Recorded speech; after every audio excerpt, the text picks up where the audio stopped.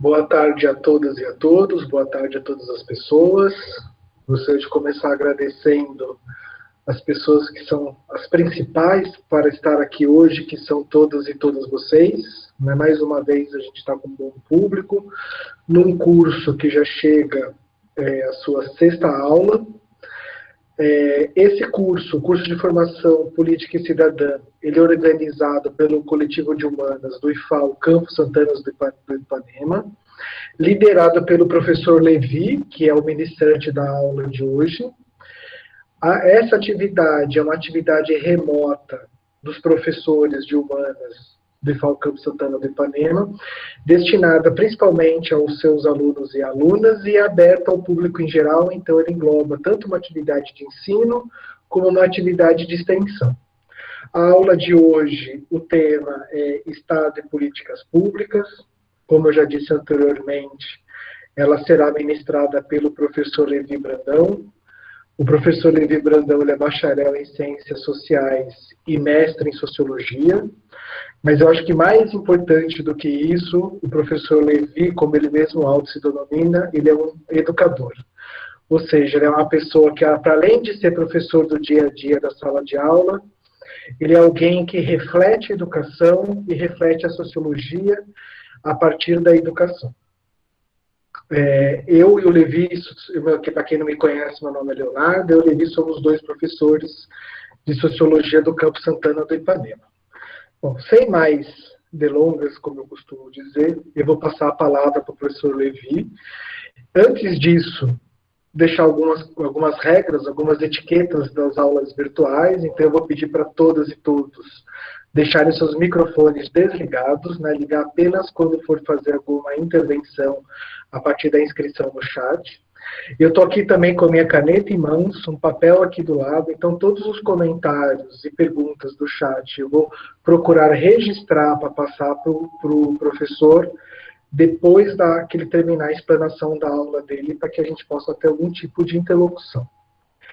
Então, dadas as regras de etiqueta, eu passo a palavra para você, Levi.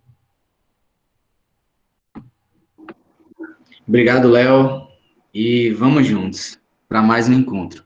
Pessoal, mais uma vez, boa tarde a todas e a todos. É uma satisfação muito grande estar com vocês e, em grande medida, também é um desafio, tendo em vista o propósito do curso. O propósito do curso não é somente oferecer para vocês acesso a um conjunto de informações e conteúdos que pensam a política, mas é mobilizar em vocês, estimular em vocês, né, quem sabe, né, esse é o ideal, é plantar em vocês um impulso para uma atuação política ainda mais ativa, para aqueles que já atuam politicamente de maneira ativa, e para aqueles que não atuam ainda, que estão no curso aqui buscando informação, conhecimento, despertar para esse aspecto tão necessário da nossa vida, né, que o curso realmente fomente, sirva de impulso,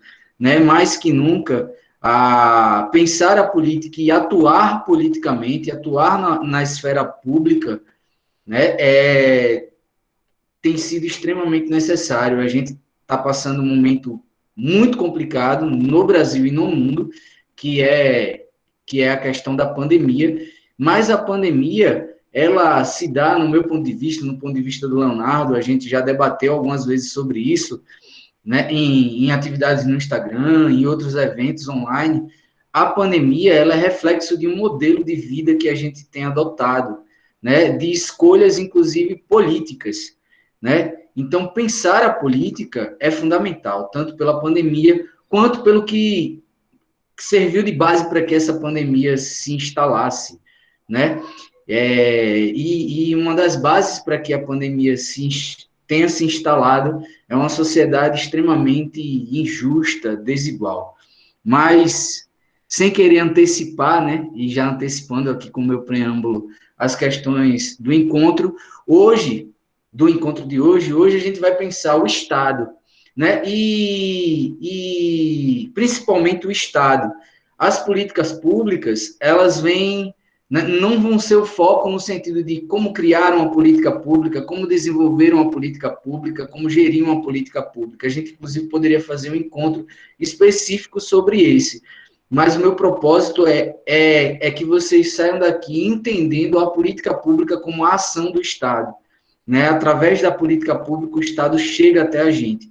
E aí, né, a gente vai pensar o Estado e, consequentemente, como ele orienta, né, às vezes a partir da gente, muitas vezes não, né, como ele orienta a sua ação. Né? Eu sou uma pessoa muito ansioso em algumas questões, em alguns momentos. E como eu estou levando muito a sério esse curso, por conta do compromisso ético que ele tem, né, eu estou antecipando, estou colocando algumas questões que vêm ao longo do nosso encontro aqui na frente do nosso debate. Então é isso, pessoal. Como o Léo falou, eu sou formado em Sociologia e, em grande medida, as reflexões que eu vou fazer com vocês hoje, o encontro hoje, vai girar em torno de muitas questões.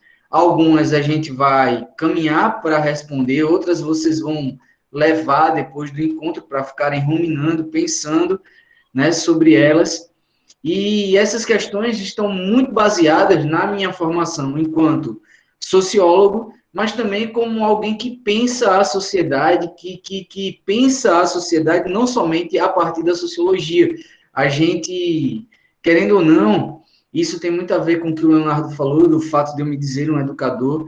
A gente pensa a sociedade, reflete o nosso fazer na sociedade, e por vezes a gente tem que ir para além da nossa formação mais dura, mais específica, que nesse caso é a sociologia.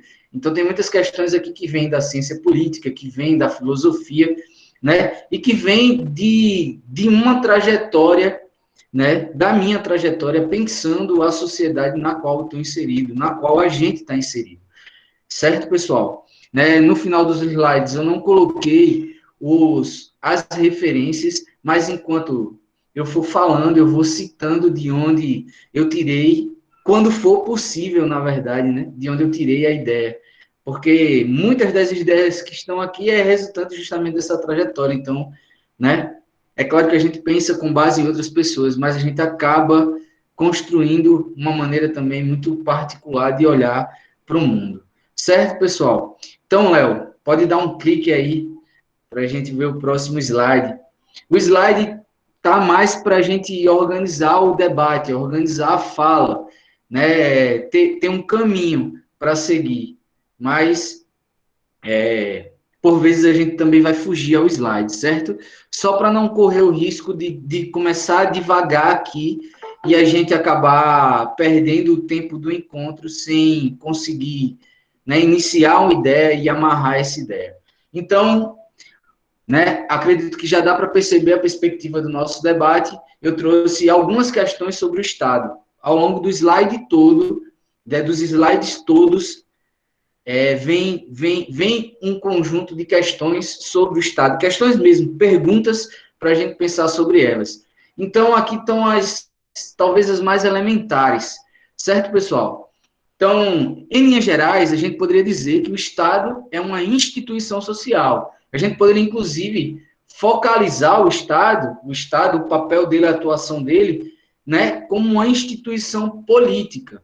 Mas ele está para além da política, tendo em vista algumas questões que a gente vai debater mais à frente. Né? A vida em sociedade ela é extremamente complexa e o Estado ele vem para intervir, né? Ele é um componente, no meu ponto de vista, fundamental dessa vida em sociedade.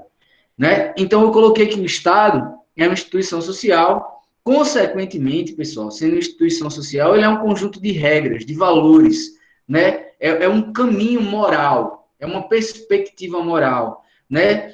Nesse sentido, ele é também uma entidade simbólica, ou seja, o Estado funciona como uma mentalidade que a gente incorpora, né? Que a gente aprende, que a gente é ensinado a seguir, né? Nesse sentido, pessoal, né? Já adiantando também um papo que a gente vai bater mais na frente, né? O Estado, né? Ele reflete em grande medida, né? Ele pode intervir e conduzir a mentalidade de um povo, mas ele reflete, em grande medida, a mentalidade que já está posta, né?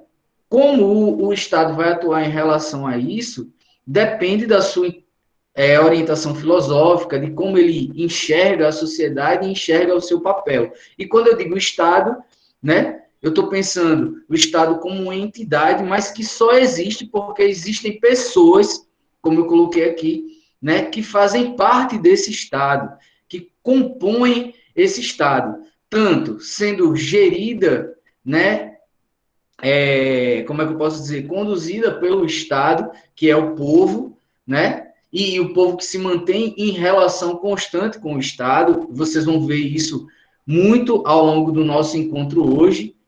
Tá aqui no começo, eu coloquei um termo que vem do Gramsci, que é a ideia, aqui eu estou usando a ideia do Gramsci, que é a sociedade civil, né? Então, o povo eu penso como uma sociedade civil, às vezes que atua mais conscientemente e outras vezes menos conscientemente. Então, a gente poderia pensar em níveis de atuação desse povo, dessa sociedade civil, da cidadania. Eu penso que quando a sociedade civil está funcionando, né, ela está dando corpo ao que a gente chama de cidadania. A gente vai ter, inclusive, um encontro específico para falar do que é cidadania, para definir o que é cidadania e para pensar a cidadania no Brasil, né? Então, só para seguir aqui o ritual, então o Estado é também uma entidade simbólica que compõe o imaginário dos seus integrantes. É algo incorporado, é algo aprendido e apreendido. A gente aprende e a gente apreende, no sentido de incorporar, de inculcar, né? Nessa perspectiva, que é muito, muito, muito sociológica, a gente poderia debater aqui, inclusive, usando os clássicos da sociologia, né? A gente pode dizer que o Estado, ele, quando eu digo que ele é incorporado, que ele está no nosso corpo, né? Eu coloquei, o Estado, ele é uma instituição que tem, sendo instituição, um caráter disciplinar, né? Quando a gente fala que uma instituição é um conjunto de regras, de valores, uma moral, né? A gente está justamente apontando para esse caminho. O Estado tem um papel disciplinar na nossa vida, né? E eu coloquei isso tanto pensando a partir de um clássico da sociologia, que é o Durkheim, mas também pensando a partir de um pensador mais próximo da gente, que é o Foucault, que no nosso primeiro encontro eu citei quando eu falei de uma das dimensões da política, né? Sociedade disciplinar. Disciplinar em que sentido? O Estado atua disciplinando o quê? Né? Os nossos comportamentos e, inclusive, seguindo a linha do Foucault, o nosso próprio corpo. Né? O nosso corpo ele é moldado para um estilo de vida. Isso está diretamente ligado à atuação do Estado. Certo, pessoal? Acredito que ao longo do debate vocês vão entendendo melhor. Né? Só para ajudar a gente a pensar, a contextualizar, no primeiro encontro foi muito corrido, mas eu tentei destrinchar durante uns 20 minutos ali o que é política. E eu disse que a gente poderia pensar a política em duas dimensões. Numa dimensão micro, pensando as nossas relações como relações marcadas por interesse, relações permeadas por um jogo de poder, quando a gente tem um interesse, né? Por vezes, quando a gente realiza este nosso interesse, a gente está concretizando um poder, né? E, por vezes, quando a gente faz isso, a gente faz em detrimento do interesse e do desejo de outros, de outras, né? Então, a gente pensa a micropolítica nas nossas relações como um todo, né? Do dia a dia, aquela relação do cara a cara, né? Do contato mais próximo com as outras pessoas, e pensa a política numa outra perspectiva, mais macro, né? E é para gerir o micro e atuando a partir da perspectiva macro que surge o Estado. Né? O Estado está lá. Ele é uma entidade que parte da perspectiva macro, mas intervém na perspectiva micro. Nesse sentido, né, é nessa linha que eu posso justificar a ideia de que o Estado é uma instituição, uma entidade que disciplina a gente. Né? Logo, ele intervém, né, ele reproduz e ele também produz. Ele não só reproduz o que já está posto na sociedade, mas ele é um meio, né, né? Não só reproduz, mas também de orientar uma determinada sociedade, conduzir uma determinada sociedade, certo? Então, eu coloquei aqui os componentes gerais, isso daqui é extremamente elementar, pessoal, quando a gente pensa no Estado. Por exemplo, quando a gente dá aula no ensino médio, né? No geral, a gente fala disso, bem de maneira pontual e tal, e assim, então o Estado ele é composto pelo quê? Né? Basicamente, e isso se desdobra, e isso aqui, apesar de serem 4 termos, isso toma uma complexidade gigantesca, porque a vida, como eu pontuei agora há pouco, é algo extremamente complexo. Complexo da seguinte maneira, tem inúmeras dimensões, né? A política, ela se conecta com o social, se conecta com o econômico, com o cultural, né? A gente tem um impacto subjetivo, né? A gente é um ser que possui subjetividade. Então, é todo um complexo de relações, um complexo, uma teia, né? É todo um emaranhado que se reverte, que se traduz, né, no que a gente chama de sociedade.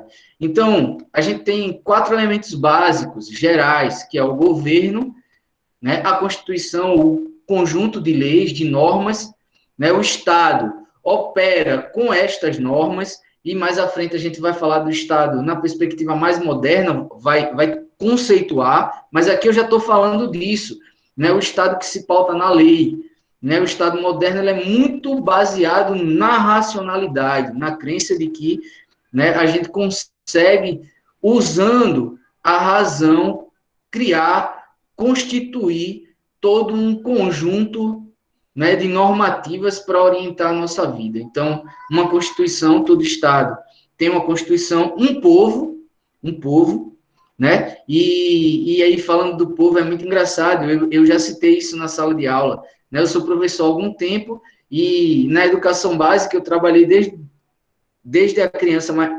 menorzinha, lá do ensino fundamental 1 até o ensino médio, né? E atuei também no ensino superior. O que acontece, pensando a criancinha lá, né, dando aula de filosofia ou até história, já me aventurei nisso daí, tinha lá para falar de democracia. E era engraçado que o livro traz pouca coisa para a criancinha, né? E estava lá, democracia é o governo do povo, pelo povo, para o povo, com o povo, né? Isso está muito presente no ideário moderno de Estado. O povo, ele é um elemento fundamental para a construção do Estado. E ele só consegue ser povo, eu penso que a gente só consegue ser gente, antecipando os 3 slides aí, né? No contexto de uma sociedade organizada desse ponto de vista. Ou seja, com a organização política a partir de um organismo que a gente está chamando aqui de Estado. E o território, pessoal. O que é que acontece? Nesse contexto também, o Estado, quando a gente fala lá na perspectiva moderna, ele é dentro desses seus limites, agindo por sobre o seu povo, né? Dentro do seu território, ele é soberano. Em que sentido? Em que sentido? No sentido do que está um pouco mais abaixo, né? No sentido de ser ele, isso em teoria, porque se a gente pensa a geopolítica hoje, né, tem toda uma discussão no contexto do pensamento do Estado, na perspectiva da globalização, se o Estado ele não perde, em grande medida, sua soberania no contexto de uma economia e de uma política globalizada. Por quê, pessoal? Porque a gente vai falar disso mais à frente, né, da coisa da relação de forças. A relação de forças hoje, nessa perspectiva de um mundo interconectado, globalizado, que troca, que permuta influências, né, que se faz interrelacionado, né, o que acontece? A política se faz nessa dimensão global também, né, uma economia global. Então, o Estado, ele é soberano, mas essa soberania é afetada em grande medida por essa geopolítica, em como um determinado Estado se coloca na organização econômica global. Se a gente pensar numa perspectiva da sociologia específica, a gente poderia dizer como o Estado, determinado Estado, está posto na divisão internacional do trabalho para a produção da riqueza. e por aí vai. Certo, pessoal? Então, quando eu coloquei aqui governo, eu coloquei a sociedade política numa perspectiva, apontando para uma perspectiva, que é a perspectiva que emana do pensamento do Gramsci, que é um pensador italiano que escreveu grande parte da sua obra, né, preso durante a ditadura fascista lá do Mussolini na Itália. Né? Então, eu aponto para a sociedade política na perspectiva dele. Né? Quando eu falo de corpo técnico-administrativo, aí eu já estou apontando para uma outra tradição. Né? Eu penso corpo técnico-administrativo numa perspectiva weberiana. Né? O Estado como uma instituição social, política e burocrática. Ele precisa, né? Ele precisa ter, como é que eu posso dizer, um corpo técnico, um conjunto de engrenagens, como se fosse. Por isso que, por exemplo, pensando no nível do Estado, não no Estado do Brasil, mas do Estado, né? Da unidade da federação, né? A gente pensa nas secretarias, Secretaria de Educação, ou pensando também no nível das prefeituras, do município, né? Então, tem um conjunto de procedimentos, de processos, de técnicas, jurídico, um corpo jurídico, um conjunto de instituições ou organizações, dependendo da linguagem que vocês melhor quiserem adotar, né, de organizações que compõem este governo, a máquina do governo, para que ele cumpra o seu papel, certo? Qual que é o papel do governo, a gente vai debater ao longo do encontro, né? E aí eu penso, inclusive inspirado lá por uma colocação clássica que já foi citada aqui, tanto no encontro passado, como no encontro sobre ética com o professor Lucas, que é a perspectiva do Aristóteles, né? O Aristóteles fala que o ser humano é um ser social e para que ele consiga se realizar como social, ele é também um ser político. Político no sentido de precisar ter as suas relações pautadas por uma instituição que a organize, nesse sentido, que atue como sua gestora, né? Então, o Estado também, eu não consigo me distanciar desta perspectiva, né? Eu não consigo não entender o Estado como uma sociedade política, e eu coloco sociedade política pensando que ele está inserido num contexto de relação, de disputa de forças, de interesses, de luta por hegemonia, luta contra-hegemônica, depois a gente fala sobre isso. Ele é um corpo técnico e ele serve para gerir a vida em sociedade. Eu tenho extrema dificuldade, né, de pensar uma sociedade sem Estado, por exemplo, de conceber uma sociedade na perspectiva anarquista. Eu não consigo, pessoal. Eu tenho essa limitação, né? Para mim não é nem utopia, para mim é inviável, né? Porque eu sou extremamente utópico em muito do que eu vou dizer para vocês. Para mim é inviável, certo, pessoal? Então vamos lá. Então o povo, eu penso como nesse contexto onde há disputas, como uma sociedade civil, beleza? Como a sociedade civil. Pessoal, então, daqui a pouco a gente vai problematizar tudo isso. Na verdade, ao longo da aula, a gente vai problematizar tudo isso, ao longo do nosso encontro, do nosso bate-papo, apesar de eu estar, né, dominando aqui a fala, né? E eu coloquei aqui, pensando o que é mais básico sobre o Estado, que ele atua na gestão da vida em sociedade e, para tanto, ele detém poderes e autoridade por sobre o seu povo, nos limites do seu território. Como eu citei, isso tem a ver com soberania, né? E aí eu coloquei que o Estado tem um poder interventivo e ele detém a exclusividade do uso legítimo e autorizado da força / violência, né, pessoal? E aí, pessoal, é importante que a gente, mesmo não colocando como questão já aqui, que a gente pense sobre o que é isso. Que diabos é isso, né? O uso autorizado, legítimo da força, da violência. Por que o Estado tem essa autorização? né? E essa autorização, pensando numa perspectiva contratualista, é dada pela gente, a gente que autoriza o Estado a usar de violência por sobre a gente.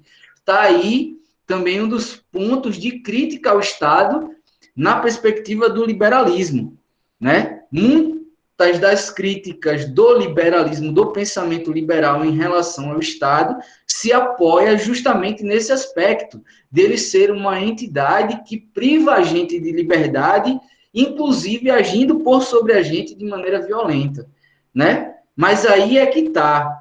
Como tudo que a gente vai falar aqui, vocês têm que colocar uma interrogaçãozinha e colocar entre parênteses que liberdade, que violência, que força, certo, pessoal? Então já pensem sobre isso.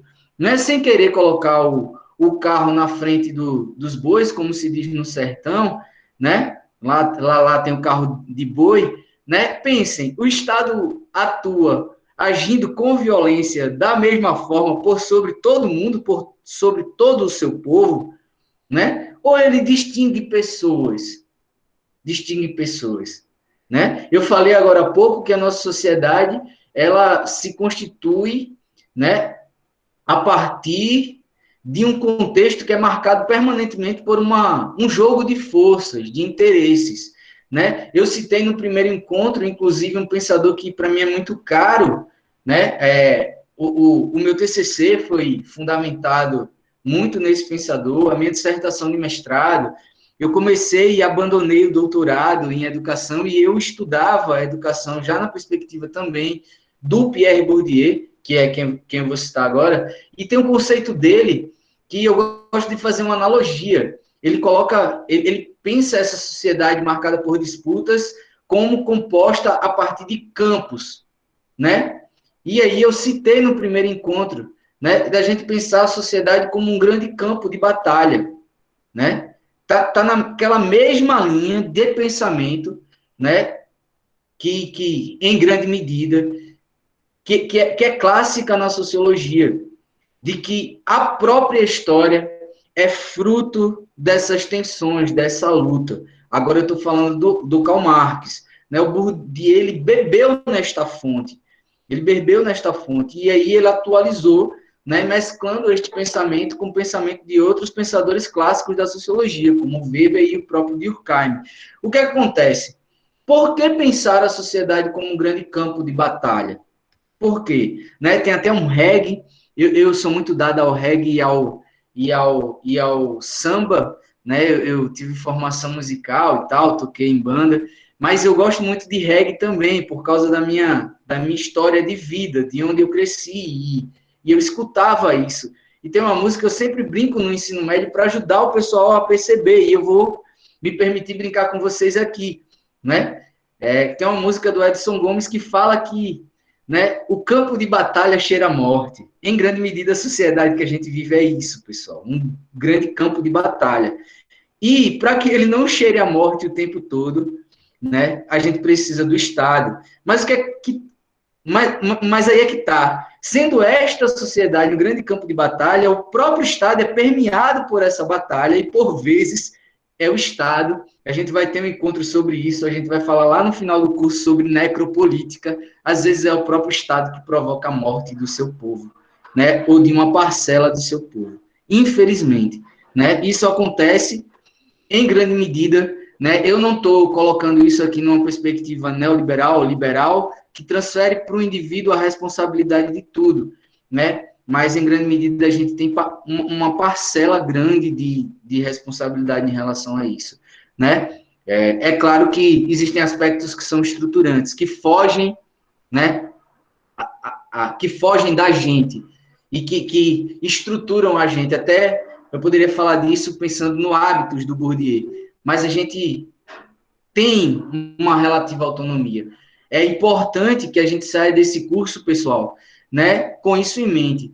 E para mim não importa tanto que vocês aprendam os conceitos, né, sociedade disciplinar que eu citei aqui, né, disciplinar, docilização de corpos, isso pouco importa. O importante para mim é que vocês saiam daqui, né, com as suas consciências políticas reforçadas, né, ativadas para quem ainda estava ali e reforçada para quem já estava. Por quê? Porque antecipando o nosso último slide, eu penso que o caminho é esse, pessoal. Se a gente não atua enquanto sociedade civil, enquanto classe, enquanto povo consciente, né? A gente está fadado nesse contexto de disputas, por vezes a ser conduzido. E às vezes para situações que não são tão interessantes. Então, o Estado detém a exclusividade do uso legítimo e autorizado da força e da violência. Pessoal, tem um caminho também de análise, eu não coloquei aqui, mas me permitam dizer, né? Quando o povo tem a legitimidade de usar da violência contra o Estado. Essa questão não está nos slides. Mas quando é que o povo ele pode praticar a desobediência civil? Quando o agir dele, indo de encontro à normatividade, né, é também legítimo. Existem correntes de pensamento que defendem, né, essa teoria. Né? E aí, a grosso modo, isso é autorizado para a gente quando o Estado, num contexto onde ele deveria ser democrático, ele se faz de maneira despótica. Né? Ele se faz excluindo mais do que incluindo. Mas é engraçado que, no meu ponto de vista, a gente já vive numa sociedade assim. E, em grande medida, a gente não produz, não age desobedecendo, né, o Estado. Em grande medida, a gente age com grande passividade. Aí, pessoal, essa coisa do poder interventivo do Estado, eu coloquei aqui. Ele detém, é autorizado a ele o uso da força, e isso se dá através de aparelhos que agem expressivamente de forma violenta e agem por sobre o nosso corpo físico, que tem uma materialidade na sua ação por sobre a gente, mas o Estado também ele pratica um outro tipo de violência, né, que é a violência simbólica. E ele atua, por vezes, né, praticando essa violência sem que a gente perceba, na verdade, na maior parte do tempo. Né, ele atua mexendo com a nossa ideologia. Né, na tradição marxista, por exemplo, a gente poderia falar de aparelhos ideológicos do Estado. Né, tem um pensador chamado Althusser, né, um pensador francês, ele escreveu um livrinho chamado Aparelhos Ideológicos do Estado, né, que é para a produção, entre aspas, do consenso, é para a gente fazer acreditar que aquele é o melhor caminho e seguir aquele caminho. Mas nem sempre aquilo que a gente acredita é efetivamente o que é melhor, né? Certo? Toca o barco, Léo. Então, para a gente seguir pensando, pessoal, como o Estado se materializa? Essa é uma questão bem básica. Como o Estado se materializa? Então, eu coloquei aqui, né, que o Estado ele toma vida através das relações que mantemos em sociedade, enquanto o evocamos, o acionamos, né, sendo ele uma mentalidade. Ele toma vida a partir das relações que a gente mantém. Então, um caminho para o Estado se materializar, para ele se efetivar, é através da gente agindo enquanto ser social. Né? E não tem como ser social sem ser político, resgatando lá a perspectiva do Aristóteles. Então, o Estado ele está na nossa cabeça, né? A moral está na nossa cabeça, a regrinha está na nossa cabeça. O que é que eu estou dizendo? Por exemplo, né? É da nossa moral que a gente não deve sair pela rua pelado, né? É da nossa moral que está posto através de normativas que a gente não deve, né, roubar outra pessoa. Estou sendo grosseiro nas minhas colocações, né, limitado, mas só para a gente entender. Isso está na nossa cultura, né? E eu coloquei aqui que ele se concretiza através da atuação dos agentes públicos no exercício da governança, né? Tem estado no vocabulário, tem sido comum escutar no debate político, né, do Brasil atualmente, o termo desgoverno, desgovernança, né? Quando eu digo atualmente, já há algum tempo, desgoverno. Então, quando eu coloco aqui que ele se concretiza através da atuação dos agentes públicos no exercício da governança, eu estou esperando que o Estado governe. E governar, para mim, né, já antecipando também, respondendo algumas coisas aqui de maneira prévia, é que ele haja em favor da manutenção do bem-estar coletivo, né, da vida, e não que ele haja em favor da morte, como a gente vai debater em um outro encontro, não que ele haja na perspectiva da necropolítica, né, isso daí para mim, é desgoverno total, né, e aí eu coloquei aqui uma observação, só para fazer sintonia com o título do nosso encontro, né, com o tema geral do nosso encontro. Ele se materializa e ele chega até a gente, ele toma materialidade chegando até a gente através das políticas públicas, né, através da ação política do agente público. Por exemplo, esta atividade aqui faz parte de uma política pública, É claro que ela surgiu do ideário de agentes públicos, mas o nosso ideário é permeado, se pauta, né, em como a gente lê a norma, né? Eu, professor Leonardo e outros professores, na verdade, todos os que vão atuar aqui como professores desse curso são servidores públicos, né? Tanto da Universidade Federal de Alagoas, como do Instituto Federal de Alagoas e do Instituto Federal da Paraíba, né? Então, a gente está aqui, né, também, a partir da interpretação da gente, dando vida às políticas públicas às quais a gente serve, das quais a gente faz parte, né? Porque o Instituto Federal é uma política pública, a universidade é uma política pública, percebem? Então, o Estado ele se materializa através da sua atuação política também. São duas dimensões. O povo que encarna o Estado e o Estado que age para com o povo, certo? E aí eu coloquei, né, mais uma questão. Precisamos de uma entidade para nos governar? Eu estou questionando a necessidade do Estado, né? De uma ação coercitiva por sobre nós. A gente precisa de um ente agindo coercitivamente sobre a gente, né? O Estado é uma instituição. Eu disse agora há pouco que ele é interventivo, ou seja, ele é coercitivo. Deixa eu tentar explicar a palavra, né? O que é coercitivo? Coercitivo tem a ver com coercitividade, com coerção, com você ser forçado a se comportar de determinada maneira, a pensar de determinada maneira, a agir de determinada maneira. O Estado faz isso com a gente? Faz. A gente precisa disso? É o que eu estou perguntando a vocês. Eu vou responder aqui, não, mas eu estou jogando para vocês a pergunta. A gente precisa disso? Esse debate está na filosofia há muito, muito tempo, pessoal. Há muito, muito tempo. Inclusive, a política moderna, ela surge refletindo sobre essas questões, né? Acredito que vocês já ouviram falar do Thomas Hobbes, já ouviram falar do John Locke, já ouviram falar do Jean-Jacques Rousseau, né? O Thomas Hobbes, ele pensava o ser humano no seu estado no seu estado de natureza, ou seja, né, vivendo na ausência do Estado, como lobo do seu semelhante. O homem como lobo do próprio homem, a mulher como a loba da própria mulher, né? O humano como lobo do próprio humano, ou seja, com um impulso violento, com um impulso destrutivo na sua essência. A gente não vai debater a essência das coisas aqui, né? O Rousseau, por exemplo, ele já pensa que a sociedade civil, em grande medida, degrada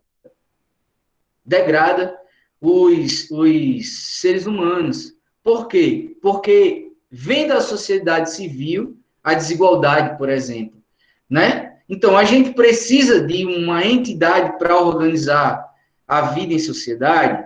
Sim ou não? Né?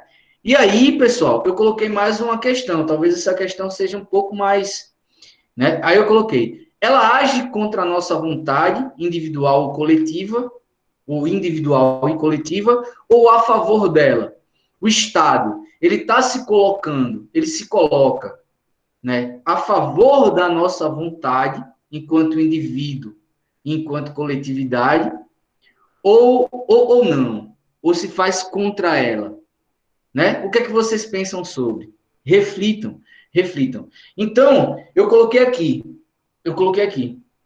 3 tópicos muito fundamentados por essa perspectiva da filosofia política e da ciência política, entre aspas, moderna lá, do Hobbes, do John Locke, do Rousseau, do Montesquieu, do Tocqueville, que são pensadores desse contexto, que estão nesse grupo de intelectuais. Uns são mais antigos, lá do século XVI, outros já chegando para o século XIX. Né? O que acontece? Eu coloquei liberdade, contrato social e igualdade. Liberdade, contrato social e igualdade. E trouxe mais uma questão. O contrato social une liberdade e igualdade ou a atender um dos polos, né, um dos lados, acaba afetando o outro. É possível liberdade e igualdade no contexto da vida pautada pelo contrato social, ou seja, pelo Estado? É possível nós termos liberdade e igualdade vivendo em sociedade?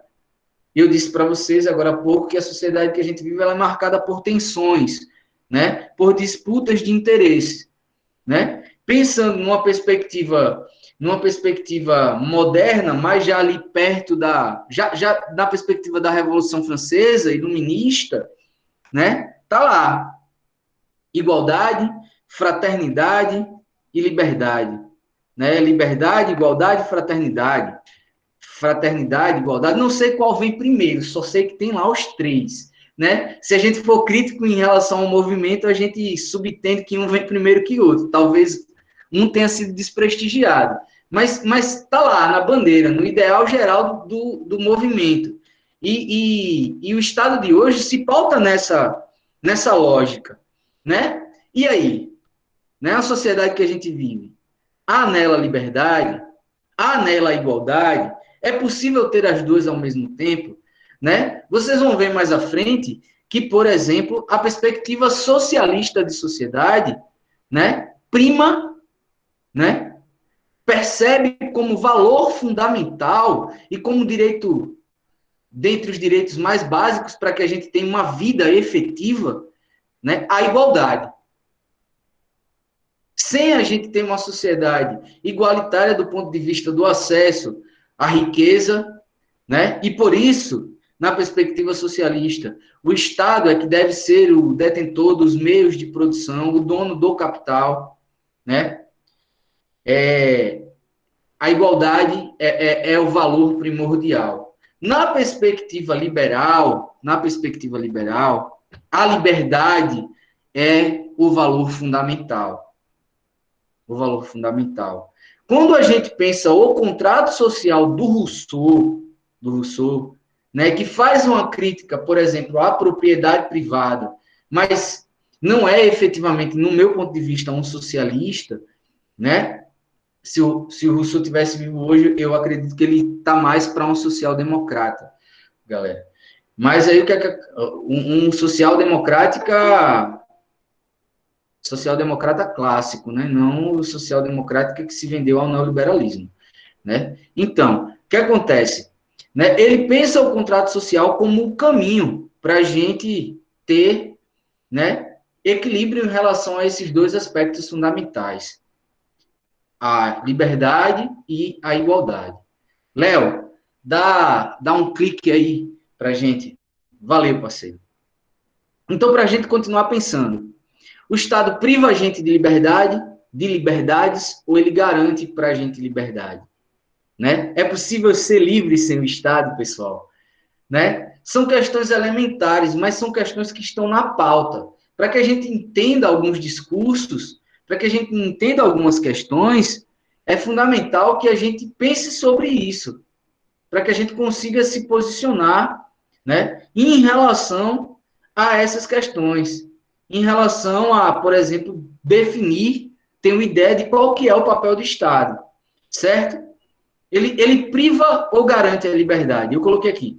O Estado se faz como uma estrutura social para a institucionalização da liberdade ou da falta dela em determinadas situações. Agora há pouco, eu não disse que, infelizmente, o Estado, por vezes, atua, né? Ele atua promovendo a morte, ao contrário do dever, no meu ponto de vista, de promover a vida, né? E existe também algumas situações específicas, né? Tá no contexto daquela definição do uso legítimo da força do Estado, né? Então, o que acontece? Em determinadas situações, o Estado tem o direito e o dever de intervir na liberdade das pessoas, certo? Mas quando a gente vai discutir, por exemplo, estado de exceção, no mesmo encontro que a gente vai discutir necropolítica, né? Antecipando um pouco, né? Resumindo, bem resumidamente, como eu penso a questão, eu penso que não há liberdade, né? Sem uma democracia que se efetive garantindo o que a gente chama tradicionalmente de direitos sociais.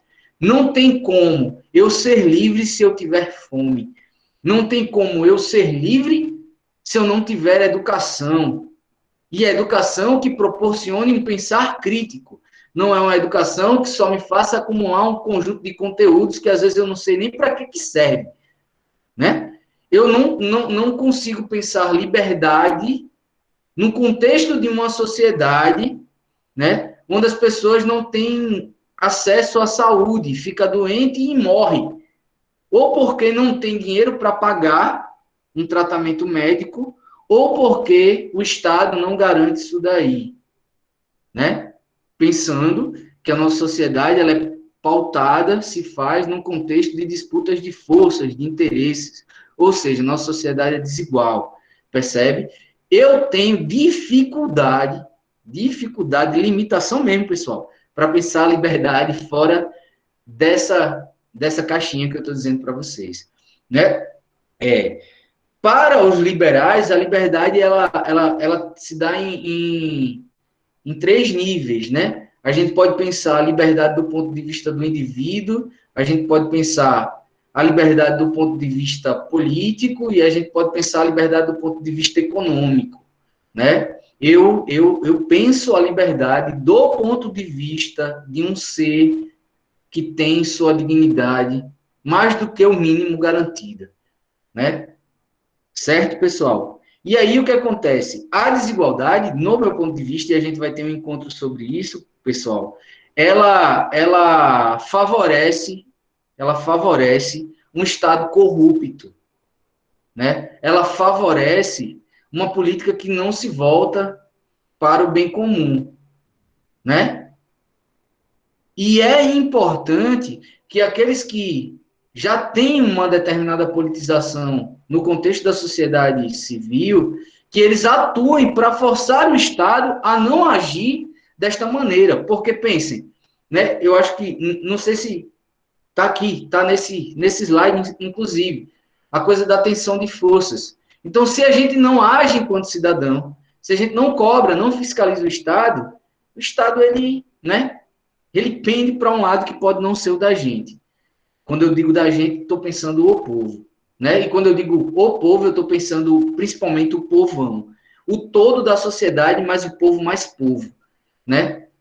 Falando numa outra linguagem, o povo que é da classe trabalhadora. Ou numa outra linguagem, a ralé, o povo pobre, o povo. Né? Vocês vão ter acesso ao slide sim, com certeza.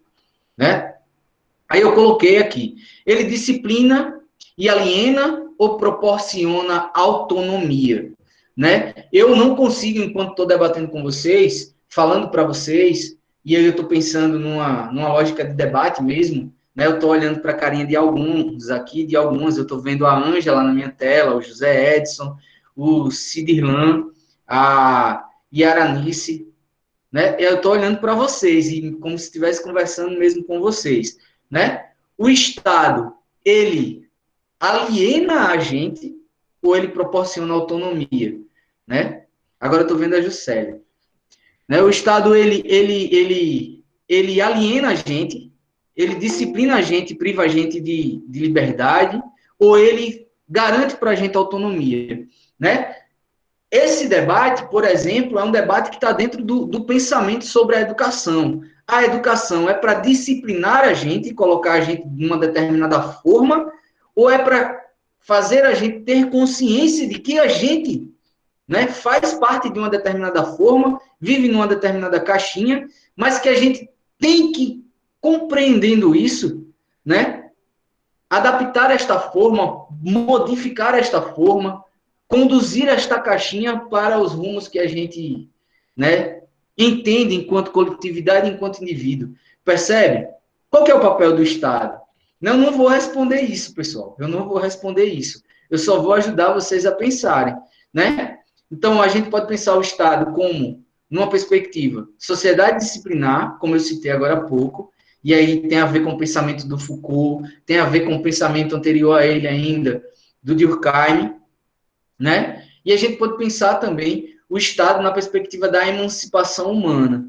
E nessa linha, emancipação humana, eu tô falando apoiado numa tradição ou outra da sociologia, que é a tradição que bebe no Karl Marx, né? Que tem nele a sua base, né? E quando eu falo de autonomia e emancipação humana, eu estou, né, reiterando aquela perspectiva de liberdade que eu debati agora há pouco com vocês, né? Então, o Estado, ele age como, né? Pensem, pessoal, a próxima questão, né? O Estado está submetido a alguma tensão entre forças? Sim, com certeza, ele existe por causa disso, porque a sociedade é marcada por, né, uma disputa de forças, de interesses, de poder, é marcada por esta tensão, a própria sociedade é marcada por esta tensão. O Estado também, pessoal. Porque o Estado, né? O Estado em grande medida a gente. É a gente, né? No meu caso, eu sou o Estado mesmo, né? Por quê? Porque eu sou um servidor público. Agora aqui a gente está num momento que é orientado, né, como uma ação que está apoiada numa política pública. Em como a gente, servidor público, entende essa política pública, porque tem lá dizendo que a universidade e os institutos federais têm que formar para uma vida cidadã, né? Tem que contribuir para isso aqui, ó, a emancipação humana e para que as pessoas tenham autonomia. Mas eu não sei, né? Antecipando para vocês uma questão que está mais à frente, se o Estado brasileiro ele faz isso, né? De uma maneira geral. Ele faz isso, ele age para que a gente seja livre. Por exemplo, o Estado atual hoje, a partir do governo que está posto hoje, ele faz isso. O governo que estava antes dele fez isso, e o outro que estava antes lá, que sofreu impeachment, e o anterior, e o outro, né? É importante que vocês pensem por si mesmos. Por isso que eu estou colocando questões e não necessariamente respondendo. Estou problematizando, né? O Estado está submetido a alguma tensão entre forças, submetido a alguma correlação de forças? Com certeza, pessoal. Com certeza. As relações humanas são marcadas por interesses, como eu disse. Há permanentemente disputas e jogos de poder. Lembrem do Bourdieu, do campo de batalha que eu citei aqui, do Edson Gomes. Eu poderia, inclusive, ter começado o encontro que nem o professor Danilo, colocando musiquinha, né? E essa seria uma lá. O campo de batalha cheira a morte, né? E o outro, a sociedade é estratificada em classes, que estão permanentemente lutando umas com as outras. Lutando pelo quê, pessoal? A grosso modo, por um lugarzinho ao sol. Por quê? Porque, né, na perspectiva que define desse jeito, né, a partir dela a gente entende que uma classe, uma parcela da sociedade tem um lugarzinho ao sol e outra parcela da sociedade não tem um lugarzinho ao sol. E o sol é importante para que a gente, como plantinha, né, tenha vitalidade. Estou brincando, a gente não é plantinha. Mas é importante que todo mundo tenha um lugar ao sol. Não é, pessoal? Então, o que acontece? O Estado é marcado por isso. Por isso, como eu disse no começo, já repeti, vou repetir até o final do encontro, não era inicialmente meu objetivo, pessoal. Meu objetivo era seguir as questões, mas eu estou meio que, né, defendendo também, em grande medida, o meu ponto de vista, né? Então, a sociedade civil é fundamental a gente nesse jogo de forças, pois ela vai influir no direcionamento das ações do Estado. Ela vai influir nas tomadas de decisão do Estado, né? Reparem só, eu falei no primeiro encontro, e logo depois do primeiro encontro, 2 dias depois, eu participei de uma live, inclusive de uma live de um dos estudantes, entre aspas, de um dos participantes do curso. E foi uma live falando sobre política. Tanto no primeiro encontro, se eu não estou enganado, se eu não falei, eu tinha isso para falar em mente, né? Como na live, pensando essa questão aqui da, da, da ação do Estado, né? E da atuação da sociedade civil, eu defendi reiteradamente que o Estado, ele só vai agir a partir do interesse do povo, se o povo tiver engajado para que ele age a partir do interesse do povo, né? Eu estou falando orientado, né, por uma perspectiva, pela perspectiva que bebe na fonte do Karl Marx, né, do Gramsci, né, do Bourdieu. Por quê, pessoal? Por quê? Por quê? Né? Eu não consigo, né, enxergar um Estado que, como a gente vai ver mais à frente, Léo, se você quiser passar o slide, como a gente vai ver mais à frente, o Estado, ele que, por vezes, é cooptado por uma classe, se a gente pensar na perspectiva do Marx, ele diz que o Estado, no contexto da sociedade capitalista burguesa, ele está entregue à burguesia, né, que é a classe dominante, que é a elite dominante, e ele usa todo o seu aparelho, toda a sua burocracia para reproduzir a desigualdade, para reproduzir o status quo. Eu penso que o Estado, ele é feito pela gente, ele demanda a nossa participação, a nossa atuação. E, nesse sentido, eu penso que, por exemplo, o Estado, sendo um gestor da vida em sociedade e dos vários aspectos da vida, das várias organizações, das várias instituições, pensando a educação, eu penso que o Estado deve orientar, né, todo o sistema educacional e a pauta da educação para que todo mundo desenvolva esta consciência, seja capaz de pensar o próprio Estado. E nesse contexto, já antecipando mesmo, já esculhambei toda a sequência da aula, né? Eu penso que é fundamental que todo mundo tenha acesso à educação, que a educação, né, é um direito básico e que deve ser universal. Sem acesso à educação, né, o Estado, como aquele que vai regular a balança, ele não consegue cumprir o papel dele. Por quê? Porque, né, uma parcela da sociedade não vai intervir no Estado, não vai, né? Nesse sentido, a gente poderia dizer que é fundamental mecanismos que tragam uma democratização da democracia, né? Para que a gente tenha uma democracia para além da perspectiva liberal, né? Isso também está num slide mais à frente, né? O que é isso? Uma democracia para além da perspectiva liberal.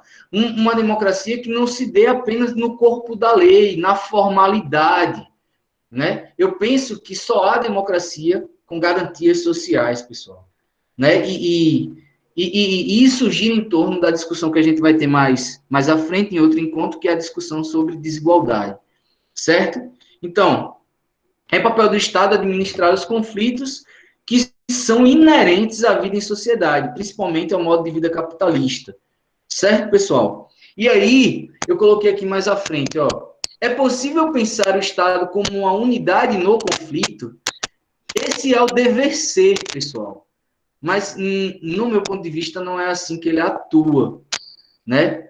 O Estado, ele, no geral, ele é muito influenciado por uma outra dimensão da vida, né? Pensando de maneira didática e fazendo recorte. O Estado é muito influenciado pela dimensão econômica, né? E por quem controla a economia, né? Então, vamos... O Estado ou é o equilíbrio? Está em equilíbrio, traz o equilíbrio. Eu já dei o meu ponto de vista em relação a isso. O que é que vocês pensam em relação a isso? Né? O Estado, ele pende para um lado, para outro, ou ele é o equilíbrio? Né? Ele traz o equilíbrio. Eu penso que o dever ser do Estado, pensando o Estado como que nem o Leonardo falou, né?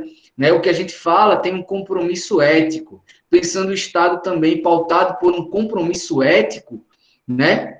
pensando na perspectiva do que foi colocado pelo professor Lucas também, né? O Estado deve trazer o equilíbrio. Deve trazer o equilíbrio. O problema é que alguém colocou aqui, eu consegui ver. O Estado não pensa a minoria. Então, né, a minoria é minoria porque a gente vive numa sociedade desigual, né? Tá? As pessoas têm acesso desiguais às oportunidades, né? E a gente vai debater isso, vai ter um encontro com o professor Danilo sobre esse tema. Teremos direitos sem o Estado?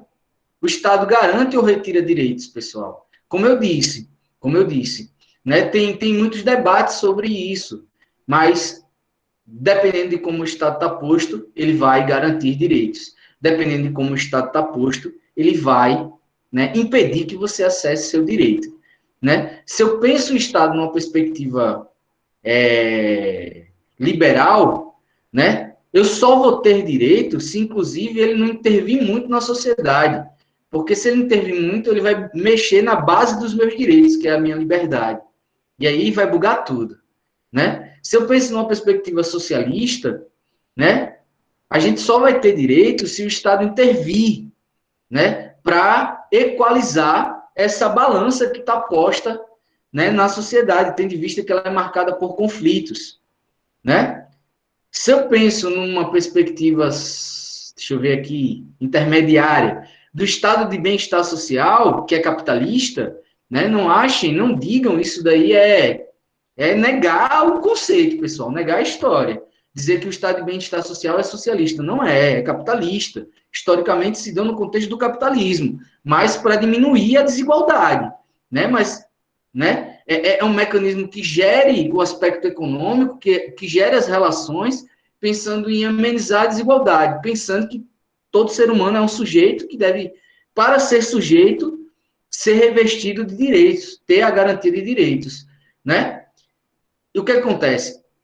O estado de bem-estar social estaria ali no meio termo, na meiuca. Hoje, né, a gente vai ter um encontro que vocês vão debater sobre partido político e muito provavelmente eu acredito que o professor vai falar disso, né? A gente tem partido político que tem na bandeira social-democracia, social-democrática, mas na prática, né, ele age de maneira totalmente alinhada com a compreensão de mundo, de sociedade, de Estado, de política neoliberal. Ou seja, de que o Estado não deve intervir muito fortemente para a superação dessas desigualdades que têm a ver com acesso às oportunidades, que tem a ver com acesso ao que é uma determinada linguagem considerado como direito fundamental, uma outra determinada linguagem que tem a ver com a dignidade humana, que é o mínimo que você deve ter para você ser humano, para você viver. Certo, pessoal? Então, eu problematizei isso mais à frente, pessoal. Tem um slide sobre isso, não vou entrar muito agora para a gente não. Né? Mas se diz que o Estado moderno é o Estado de Direito. Eu questionei isso no começo do nosso encontro, e isso está lá bem perto do final do nosso encontro. Quando a gente fala Estado de Direito, a gente está falando de quê? Que direitos e entender do direito de que maneira. Né? O direito, ou seja, o Estado pautado num conjunto de normas jurídicas, de lei, o Estado pautado na lei, o Estado de direito, porque as pessoas, através do Estado, vão ter garantidos, o Estado vai atuar para garantir os direitos das pessoas, inclusive para promover novos direitos. Porque a vida é dinâmica, a sociedade é dinâmica e surgem direitos. Né? Por exemplo, o que é que eu estou querendo dizer? O que é que eu estou querendo dizer?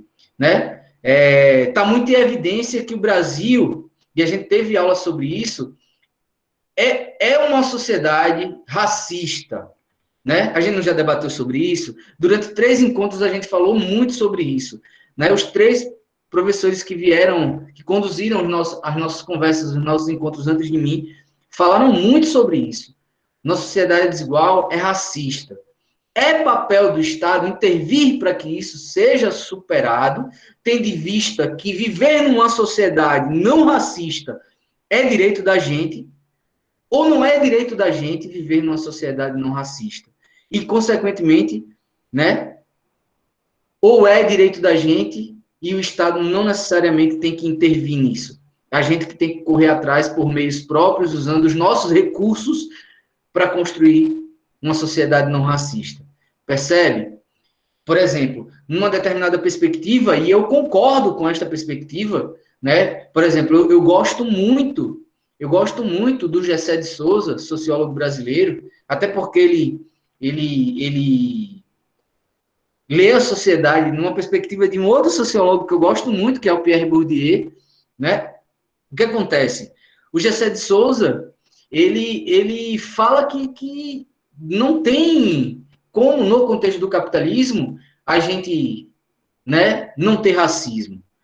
O Silvio de Almeida, ele foi enfático na última segunda-feira, eu acredito que foi na última segunda-feira, no Roda Viva, né, falando que não tem como a gente não ter uma sociedade racista, pensando no sentido mais amplo, pensando no sentido do racismo, né, da interseccionalidade, né, pensando no sentido da colonização, né?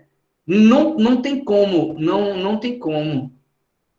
Então, é papel do Estado intervir para que a gente supere isso ou não, né? Se a gente segue uma perspectiva de sociedade, de Estado, um dado paradigma humano, a gente chega a concluir que sim. Se a gente segue outro, a gente conclui que não, né? Eu particularmente acredito que sim, né? A questão da desigualdade, a sua existência está associada à existência do Estado como sua consequência, ou a possibilidade de se ter uma sociedade mais igualitária ou realmente igualitária só se dá ou se dará, né, pelas vias do Estado. Pode passar, Léo. Né? E aí, a desigualdade, como disse o Rousseau, está diretamente ligada à vida na sociedade civil, na sociedade que é marcada pelo Estado, ou, ou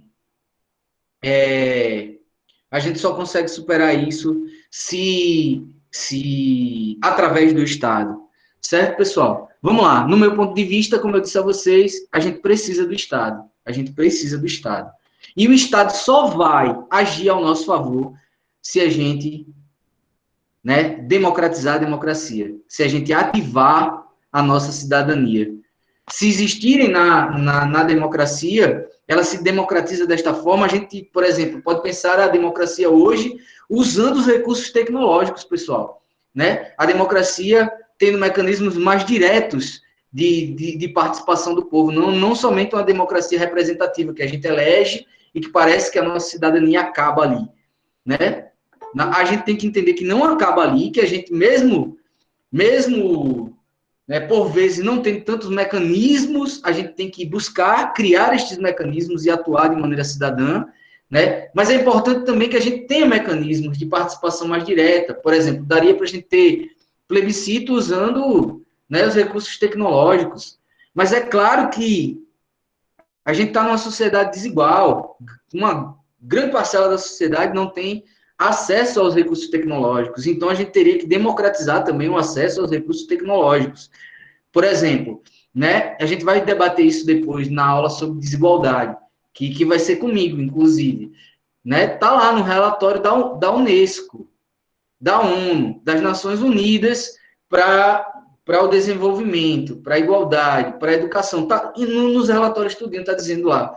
A gente só vai conseguir oportunizar, né, construir uma sociedade com mais oportunidades para todo mundo, né, mais equinânime, mais igualitária, se as pessoas tiverem acesso à educação e hoje acesso à tecnologia.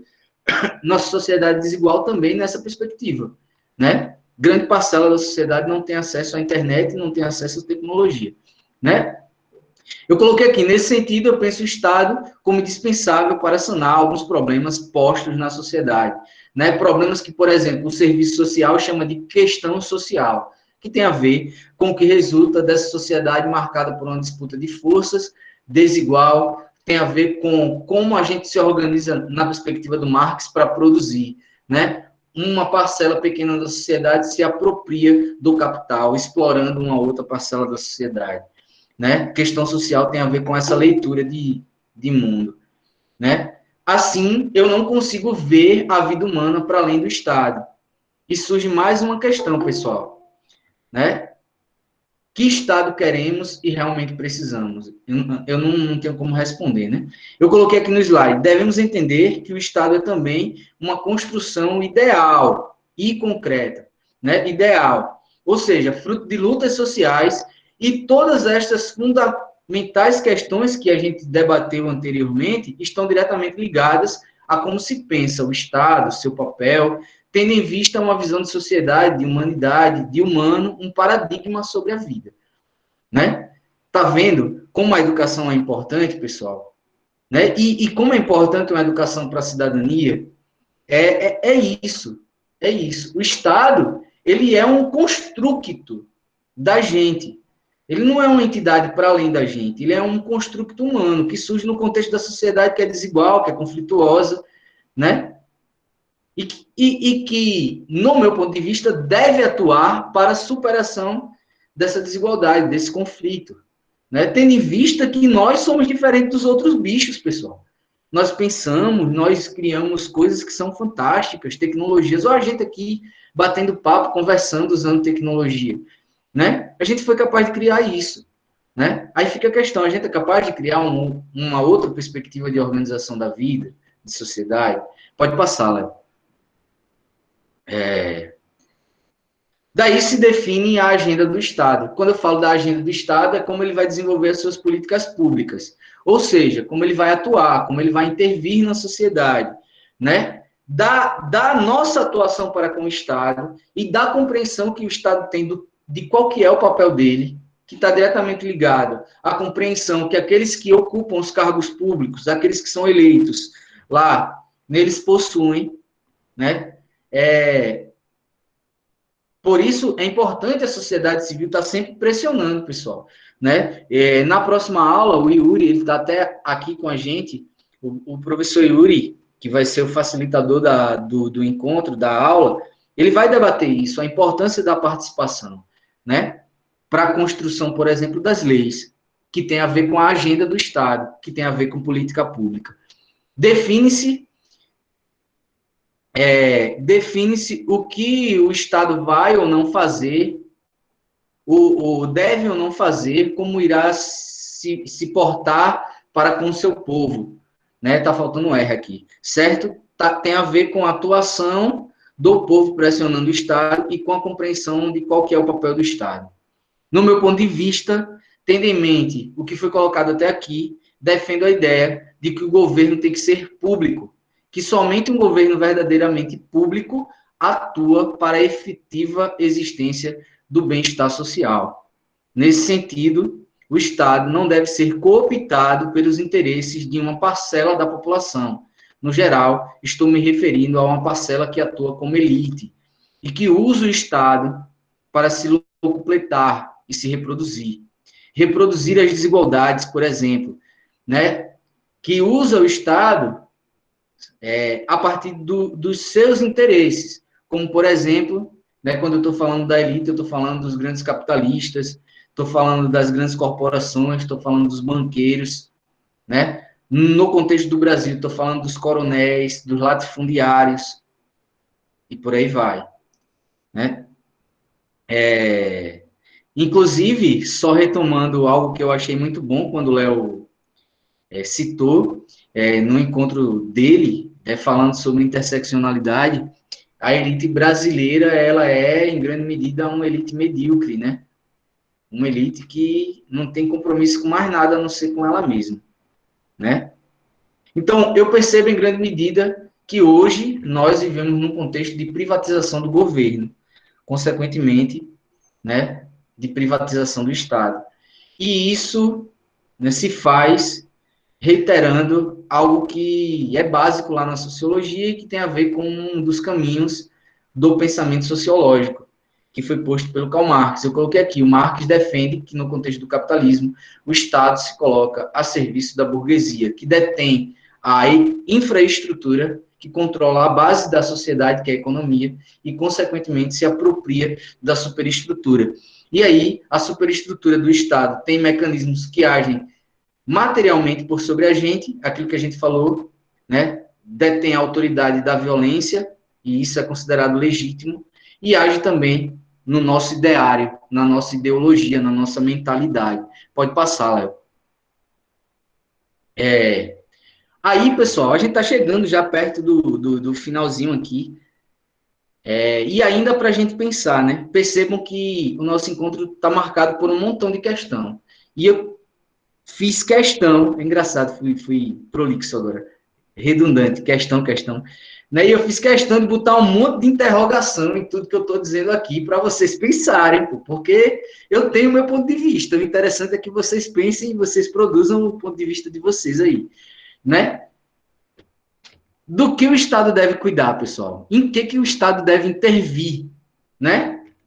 E já para vocês, né, pensarem, enquanto eu vou falando aqui, né, como tem atuado o Estado brasileiro em relação a tudo isso que a gente vai debater aqui agora, que eu vou colocar aqui, né? Do que o Estado deve cuidar? Em que aspectos da vida ele deve intervir, já que ele é uma instituição que intervém, que age coercitivamente por sobre a gente, né? Ele deve intervir na segurança? Ele deve intervir na segurança? Aí pensem na questão, como o Estado brasileiro tem atuado em relação à segurança, né? O Léo, no encontro de interseccionalidade, o professor Cícero também falou sobre isso, o professor Danilo também falou sobre isso, né? O Estado brasileiro, ele mata, né, muita gente, mas não é qualquer tipo de gente. É preto, pobre e periférico, né? Preto, pobre, favelado, né? Eu não sei se eu contei para vocês, mas, né, eu sou funcionário público desde quando eu tinha 17 anos e 7 meses de idade, né? Aí coloquei na justiça e consegui ingressar no serviço público. E o que acontece, né? A minha primeira atuação como agente do Estado foi na segurança pública, pessoal, né? Eu tenho formação militar, eu sou militar aposentado. Eu me machuquei, e na mesma época que eu me machuquei, eu fiz o concurso para o Instituto Federal de Educação. Eu já era mestre, já era professor, tal, já atuava na iniciativa privada, além de ser agente da segurança pública. Vou contar para vocês uma história, né?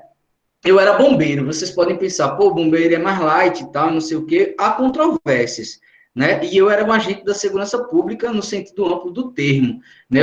Apesar de ser bombeiro de origem, eu fiz formação que é muito parecida com formação de policial militar, de policial civil, e atuei na segurança pública nesse contexto também. Mas não é exatamente disso que eu vou falar, mas atuei nesse contexto, você já, a questão que o Léo colocou, né? E que eu reiterei aqui, quem é que o Estado mata? Como é que ele olha para essa parcela da população?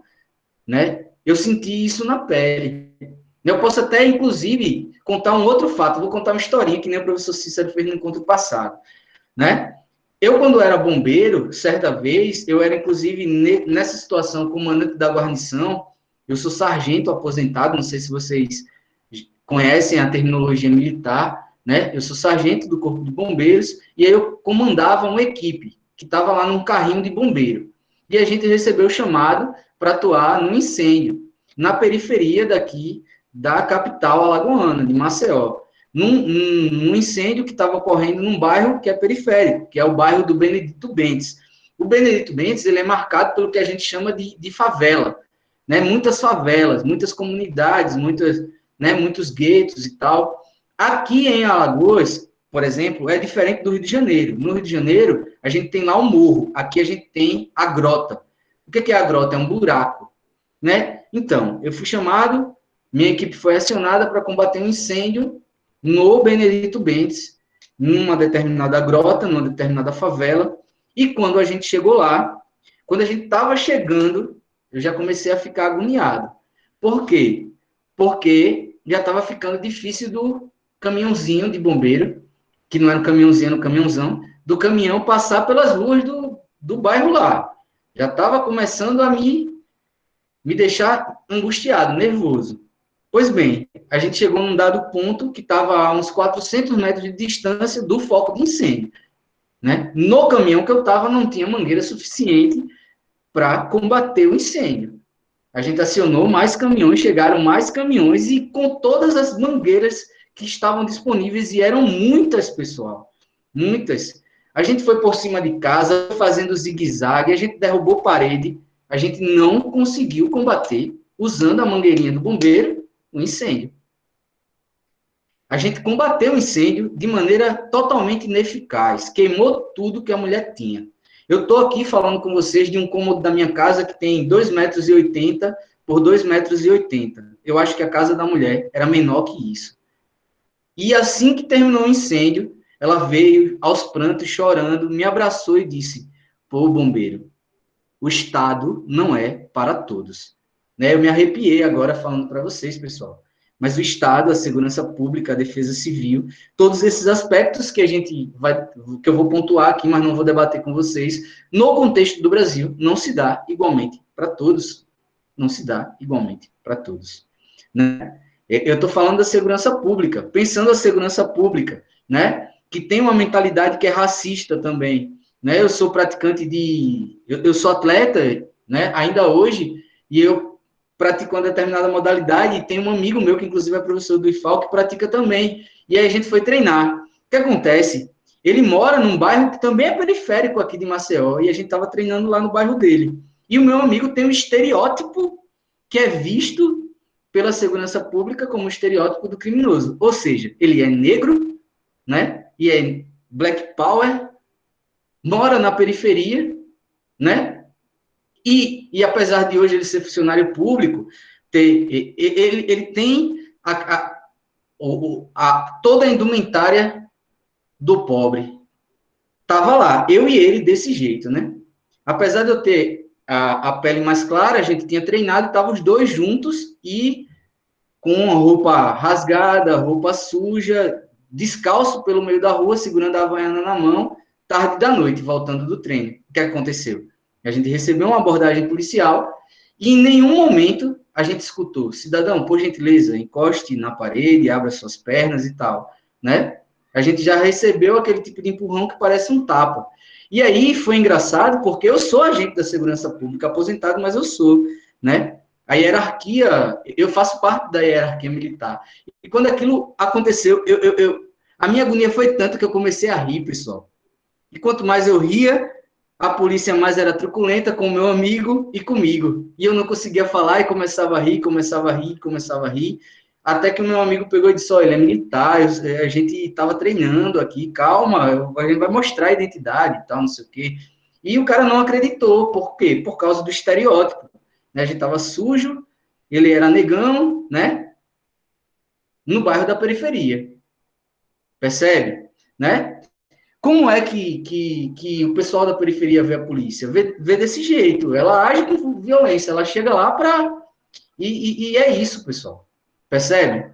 Né? Eu estou falando aqui alto, minha esposa deve estar escutando. Eu nem contei para ela essa história, né?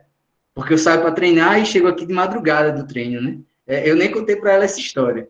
Ela vai implicar com essa coisa de treinar. Então é isso. Como é que o Estado brasileiro tem atuado em relação à educação, à saúde? Saneamento, pessoal. Saneamento, né? O nome do negócio, saneamento básico. É básico. O Estado deve cuidar disso? Deve intervir disso? Ou o Estado deve largar isso para a iniciativa privada? Tem esse debate hoje no Brasil.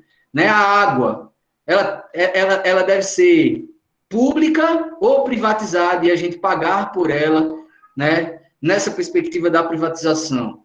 Né? A energia, né? Eu moro em Maceió, Alagoas, a energia aqui é um serviço que agora é privado.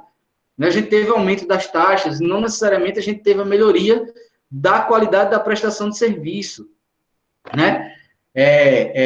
Dependendo da perspectiva, pessoal, a gente entende que o Estado tem que ser mínimo, que não é a perspectiva da qual eu comungo, né? Dependendo da perspectiva, a gente entende que o Estado é obrigado, no meu ponto de vista, o Estado é obrigado a atuar cuidando disso tudo, principalmente porque pensando lá o que é fundamental para que a gente consiga, inclusive, né, ter isso daqui, que é igualdade, né?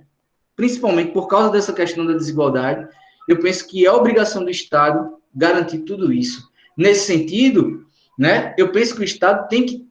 É inevitável no Brasil, no meu ponto de vista, um Estado que atue a partir de, por exemplo, políticas públicas compensatórias, redistributivas, né? Por quê? Por causa daquilo que foi citado na aula passada, na aula retrasada e na outra aula lá, por causa do processo de formação da nossa sociedade extremamente excludente, desigual, né? Que segrega pessoas, pessoal. Então, eu coloquei aqui, o Estado deve cuidar das relações trabalhistas, das aposentadorias, da habitação, da infraestrutura urbana, do meio ambiente, da terra. Por exemplo, eu não consigo pensar, e vocês vão ter um encontro sobre isso, na verdade, dois, sobre meio ambiente e sobre terra, né? Eu não consigo pensar uma sociedade justa com, né, o latifúndio posto do jeito que está posto aqui no Brasil, né? A gente viaja, eu viajo da capital para lecionar no interior, lá em Santana de Ipanema, no sertão, e a gente vai passando pela zona da mata, e depois a gente entra no agreste e vai para o sertão, né? Nos três, nesses três ambientes, a gente tem um latifúndio muito grande aqui no estado. A gente começa a viagem, um monte de cana, e aí depois fica aquela coisa, pouquinho de cana e gado, e depois fica aquela coisa ali, seca, o gado, e aí a gente consegue ver a produção de caráter mais, né, mais familiar e tal, quando a gente vai chegando para o sertão. Mas a gente ainda tem latifúndio no sertão e com vaca, né? Eu leciono no Instituto Federal e desde quando eu entrei eu atuo em campos que tem a vocação agro, né? E aí o que acontece? Eu escuto falar que vaca no sertão não é o ideal, mas é o que a gente mais vê, é vaca e boi, vaca e boi, vaca e boi, numa cultura de produção, né? É, extensionista, como se chama, é um monte de vaca extensiva, extensionista não, extensiva, né? Tudo errado. Né? O Estado deveria intervir nisso? No meu ponto de vista, sim. No meu ponto de vista, sim. Eu tive a oportunidade de estudar no Uruguai, pessoal. Lá, em grande medida, em relação à produção, há meio que uma planificação. O Estado atua regulando, produz mais isso, produz mais aquilo, para não dar creu. Né? Aí tem cultura, lazer, mercado. Pode passar, Léo. Oi, Levi. Só para te lembrar que já passou 1h30. Beleza, eu vou terminar agora. Tem 2 slides só. Eu acho que tem 2 slides. Né? Então, o Estado mantém múltiplas relações com o complexo social. E a gente tem que entender e tem que lembrar aquilo. O Estado não é uma entidade à parte da gente, né? Que passa ao largo da gente. O Estado é a gente e depende da gente, pessoal. Né? E pensando que nem eu citei a coisinha dos pequenininhos lá, da aula da educação infantil, né? Ele deve ser para a gente também. Né? Eu coloquei aqui no final, o Estado moderno é compreendido como Estado-nação. Nação tem a ver com o aspecto étnico do Estado, o aspecto cultural, né? E o Estado, o aspecto jurídico, o território, né? O governo por sobre um povo que detém uma determinada cultura. Ou seja, o Estado, ele também é um ente cultural, aquilo que eu disse no começo, ou seja, tem uma mentalidade, né? Ele deve sofrer a nossa ação para que esta mentalidade seja conduzida para um determinado caminho, né? E ele deve agir por sobre a gente, conduzindo as nossas mentalidades. No meu ponto de vista, que pode parecer utópico, né? Esse caminho tem a ver com aquilo que a gente já debateu aqui, uma sociedade justa, igualitária, né? Que direitos, pessoal? A gente já debateu sobre isso, né? E que democracia, porque o Estado moderno é chamado de Estado-nação e é chamado de Estado democrático de direito. No meu ponto de vista, e eu vou ter oportunidade de conversar sobre isso com vocês quando a gente falar sobre Estado de exceção, eu não sei se a gente vive no Estado democrático de direitos, né? De direito. Talvez do ponto de vista liberal e formal, sim. Talvez do ponto de vista que eu defendo, né? Que nem é o ponto de vista comunista, pessoal. Não. Eu defendo uma outra coisa. Certo, pessoal? Pode passar, Léo. E aí, a gente já falou sobre isso, né? Eu acabei de dizer. Será que há Estado de Direito de fato? Ou fica só apenas no âmbito da formalidade? Né? E aí, a gente tem uma perspectiva liberal, uma perspectiva socialista, uma perspectiva do Estado de bem-estar social. Eu fiz questão de colocar aqui que é capitalista, né? Várias perspectivas sobre como a gente deve organizar a vida em sociedade, qual que é o papel do Estado e como ele deve agir para com a gente. Pode botar o próximo, Léo. Isso a gente já conversou, eu antecipando aí os nossos debates. E é importante a gente lembrar, pessoal, que o Estado tem um custo, né? Que aqueles direitos que eu listei, para alguns, inclusive, nem são direitos, né? Que aqueles direitos, eles têm um custo. Mas aí é que está. Como a gente vai ver este custo? Como mera despesa, como despesa vulgar, a gente vai ver a atuação do Estado em relação a esses direitos, numa perspectiva vulgar, que diz que o Estado é assistencialista, né? Ou também numa perspectiva vulgar, que entende o Estado assistencialista como um caminho para a politicagem, ou a gente vai pensar o Estado como um ente que tem todo o poder necessário, os recursos materiais e imateriais para fazer com que aquilo seja superado. E, consequentemente, como, né, o custo do Estado pensado como investimento, né? Entendido como investimento, né? Então só para vocês pensarem, o que é que deve fazer parte do custo do Estado? Quem deve pagar este custo? Como este custo será pago? O Léo, no primeiro encontro dele, ele falou, né? Um caminho para combater a desigualdade no Brasil tem a ver com a taxação de grandes riquezas no Brasil e tal, né? Tem a ver com uma dessas questões que eu coloquei aqui. Então, para terminar mesmo, pessoal, eu coloquei aqui, ó, a atuação cidadã do povo junto ao Estado, ou seja, uma relação ativa do povo cidadão para com o Estado, os governos, fomentando a sua ação política e fiscalizando-a, é indispensável para a manutenção do bem-estar social e uma governança democrática, uma sociedade democrática de verdade. Pode passar, Léo. Agora é o último slide, pessoal. E aí, isso é possível, galera? Isso é possível, pessoal? Né? Eu coloquei aqui, as políticas públicas desde a concepção, a partir da identificação de um problema ou de uma necessidade que está posta numa dada sociedade, até a sua execução, e aí a execução não acaba quando ela é executada, porque ela deve ter a parte de avaliação, de ajustes, e dependendo, ela deve ser continuada, devem se fazer em consonância com os anseios do povo. Mas só vai ter consonância com os anseios do povo se a gente for à luta. Né? Então, meu povo, vamos à luta, né? Bota o próximo slide, Léo, por favor. É isso. Valeu. Manda as questões aí. Não sei se eu vou conseguir responder. Véio. Falei que nem o nome da cobra.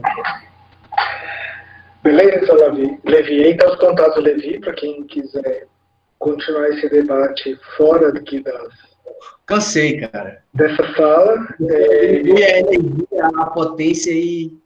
Se um dos seus objetivos foi promover o debate e fazer a reflexão, eu diria que o bicho pegou aqui no chat, viu? Por desespero do mediador, o bicho pegou geral aqui, o pessoal debateu a questão do Estado.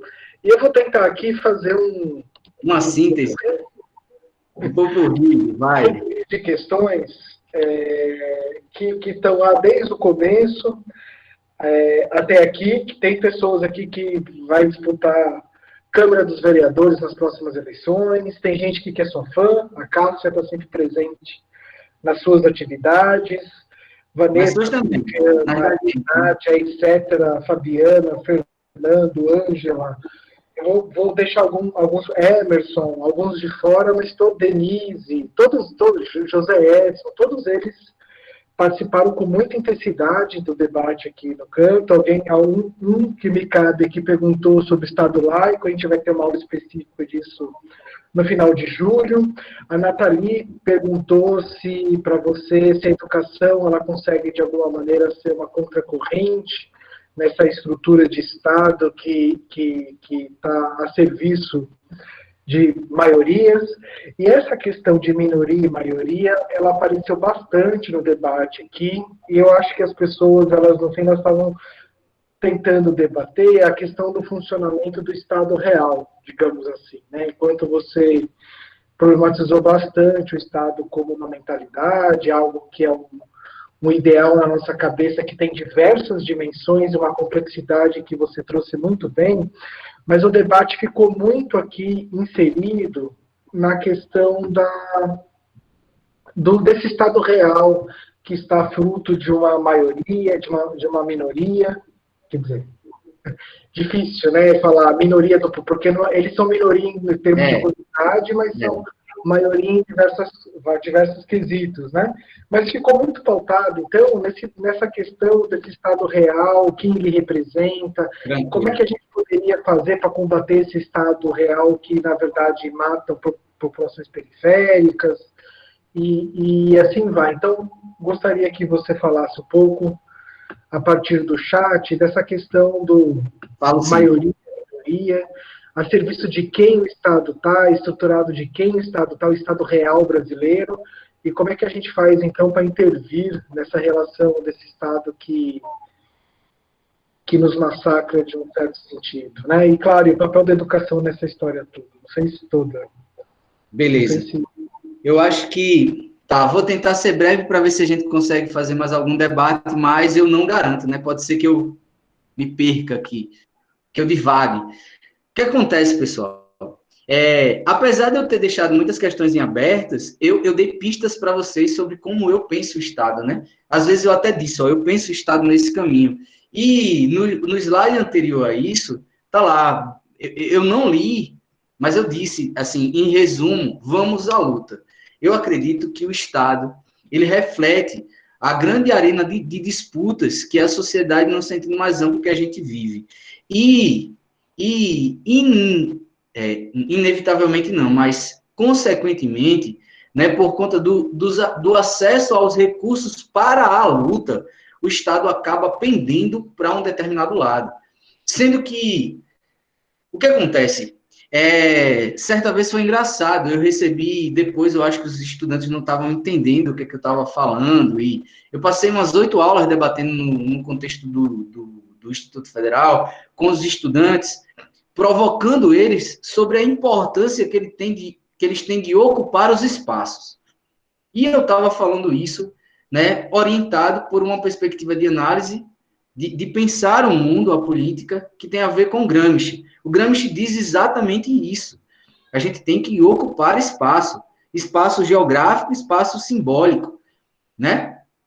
Nesse sentido, era o que eu estava dizendo para os estudantes, estava tentando mobilizá-los, passando atividades que eram muito práticas. Eu quero que vocês ocupem, né, como atividade, e eu disse assim mesmo, para provocar, eu quero que vocês ocupem como atividade algum espaço do campus, espaço geográfico do campus, e façam uma intervenção, deem a cara de vocês ao campus. A nota será isso.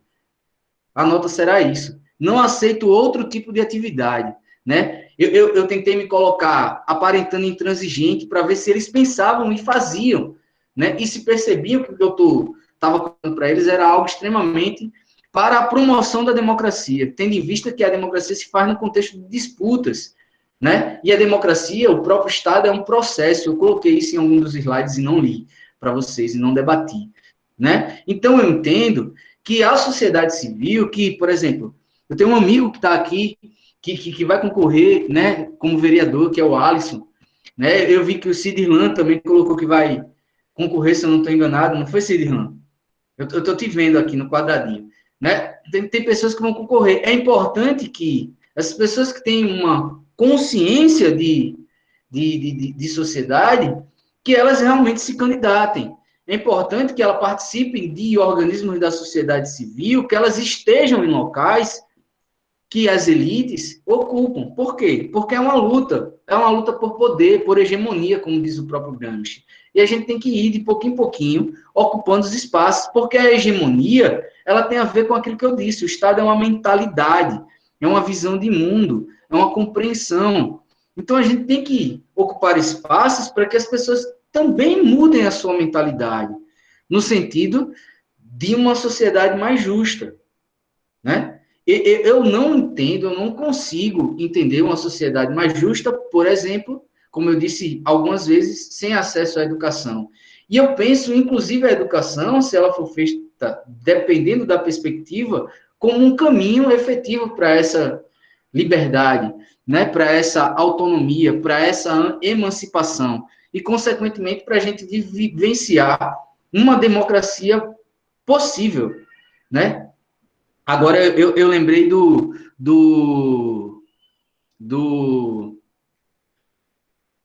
geógrafo brasileiro, do Milton Santos, né? A gente tem uma globalização que é perversa, né? A gente tem uma globalização que é imaginada ali, que é falseada, e tem uma outra que também é pensada e que está no plano do devir, e que tem a ver com a nossa atuação. Então, a gente tem um Estado que é perverso, como vocês bem colocaram, né? O Estado brasileiro, ele é perverso, mas a gente tem que atuar na perspectiva desse devir, e a educação, como o Odair colocou no primeiro encontro, né, é fundamental para isso. Esse encontro da gente aqui é um encontro que contribui para a formação, para que a gente burile, para que a gente aperfeiçoe, para que a gente mexa com a nossa cabeça, né? Por isso sociologia na cabeça, por isso a sociologia salva, segundo o Léo, comungo com ele, por isso essa atividade, entende? Para que a gente ocupe espaços. Eu acredito que não tem outro caminho, pessoal, a não ser a atuação via sociedade civil, movimento social, ONG, sindicato, associação, partido político, e lá, na nossa rua. Né? Por isso que eu falei de democratizar a democracia, né? Orçamento participativo, né? Assembleias para ouvir o povo sobre... Né? Mas, por exemplo, quem vai ser vereador? Vocês devem fomentar isto, já que vocês partem de uma camada da sociedade que é, em grande medida, desprivilegiada. Eu posso falar do Alisson, que é meu amigo de infância, né? Que está aqui no grupo. Né? Numa camada da sociedade que é desprivilegiada, para fomentar isso daí. E a gente, enquanto sociedade civil que tem consciência, a gente tem que estimular isso, tem que ir, né, provocando outras pessoas para que elas atuem, demandando do Estado uma atuação em seu favor. Não sei se eu respondi, Léo. O Estado real, ele é perverso. Eu acho que o seu poder de síntese na última frase foi excelente. Ah, valeu. E olha que eu tenho dificuldade com isso, né? Aqui, estou vendo aqui o nome da Vanessa Tavares, que está com a gente em quase todas as aulas. E lá mais profundo, aproveitar que a gente tem mais um tempinho e você não está cansado, lá no início tinha também muitos questionamentos sobre a relação entre igualdade, desigualdade, liberdade e opressão a partir do Estado, e também relacionando com essa relação de maioria e minoria. Então, muita gente debatendo se é possível ter liberdade pelo Estado, o que seria mais Estado e menos Estado. Será que você tem aí um restinho de fôlego para falar? Não, vamos lá. Então, por que eu trouxe essa problematização? Porque ela está na base de qualquer pensar, quando a gente pensa filosofia política, quando a gente pensa até a ciência política, no sentido da conceituação do que é o Estado, ela está lá. Não é um debate que é simples, pessoal. Por exemplo, o professor Cícero, ele citou o Norberto Bobbio. Eu acho que outro professor também, eu não lembro quem foi, não sei se foi o Danilo, né, também citou o Norberto Bobbio. O Norberto Bobbio, né, ele tem um livro que ele debate, né, ele fica nesse contexto de discussão. Quando a democracia se faz social, ela, na prática, na realidade, tem privado as pessoas da sua liberdade, principalmente do que é entendido como liberdade para os liberais, né, a coisa do livre mercado, né. Não, quando eu penso em um Estado mais atuante, eu não penso que o Estado atuante é necessariamente um Estado inchado, porque eu penso que o pessoal fala sobre o Estado estar inchado numa perspectiva pejorativa do Estado.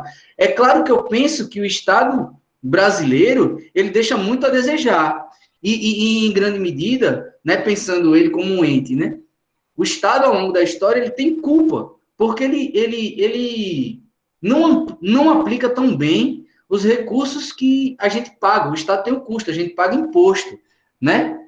O serviço público, ele não é de excelência em tudo que é contexto, em tudo que é, em todos os, né?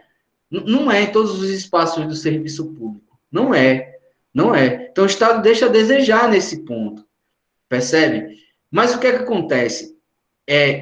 Eu não percebo o Estado brasileiro, né, como um Estado inchado, como se diz. Infelizmente, a gente não tem como debater aqui. Vocês vão ter um debate sobre dinheiro público. E vocês vão falar com especialistas sobre isso.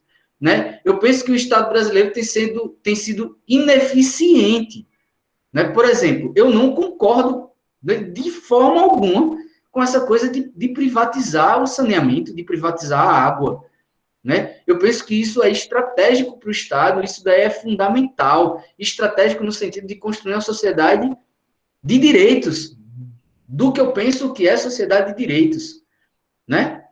Ou seja, uma sociedade que caminha para a igualdade. A igualdade. Eu citei aqui, pessoal, eu nem vejo o Estado como um mal necessário. Eu não vejo o Estado como um mal necessário. Tem gente que diz isso, né? O Estado é um mal necessário. Por exemplo, o Thomas Hobbes, que eu citei, ele viu o Estado como um monstro, né? O Leviatã, lá, autoritário, e na perspectiva dele, ele não vinha outro caminho. Eu não vejo o caminho fora do Estado, mas eu não vejo o Estado como um mal necessário. Eu vejo o Estado como necessário, como fundamental, porque ele tem os recursos para construir, né, equidade, para construir igualdade, do ponto de vista material e do ponto de vista simbólico. Do ponto de vista simbólico, pessoal. Né? Então é isso. Eu nem lembro mais da pergunta, Léo. Mas é o que menos importa. Brincadeira, viu? A questão da reflexão a partir da pergunta que foi interessante. Você aguenta mais um jogo ou a gente... Vai, tem 3 minutos ainda. 3 minutinhos? Então, a Josefa, ela tá... Josafá, desculpa, viu? Ela tá perguntando aqui, eu vou ler para você, né? Pode se refletir em relação ao poder da polícia? Em minha opinião, esse poder não é do agente de segurança, mas sim do Estado. Então, infelizmente, os abusos do poder pela maioria dos agentes de segurança parte ou do não conhecimento desse poder ou do não reconhecimento. Então, eu estou tentando perguntar se a questão do abuso policial, ele tem a doença do Estado, ele tem a promoção do Estado, se tem ajuda do Estado, ou se, na verdade, esses agentes estão agindo a partir de uma lógica cultural deles mesmos, né? Então tem mais alguma coisa? Pode falar, Léo. Aí tem uma pergunta aqui sobre a questão do Estado, sobre o Covid-19 e os Yanomamis. Que os corpos apareceram, as mães estão desesperadas, que além da falta de dignidade que o Estado trata esses povos indígenas, há questões subjetivas em nossas especificidades que o Estado não propõe atender. Como é pensar esse Estado uno se o nosso povo é tão plural em demandas? Pois então, eu entendi as duas questões.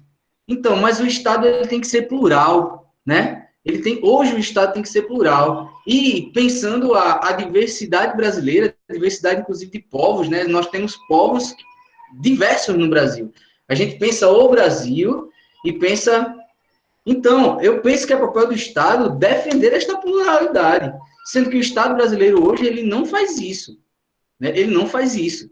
Por quê? Por conta de como ele pauta a sua mentalidade, né? E isso tem a ver com a questão do Josafá, né? O agente de segurança, ele faz aquilo porque o Estado o pressiona para que ele haja daquele jeito ou porque ele tem uma cultura que o leva a agir daquele jeito.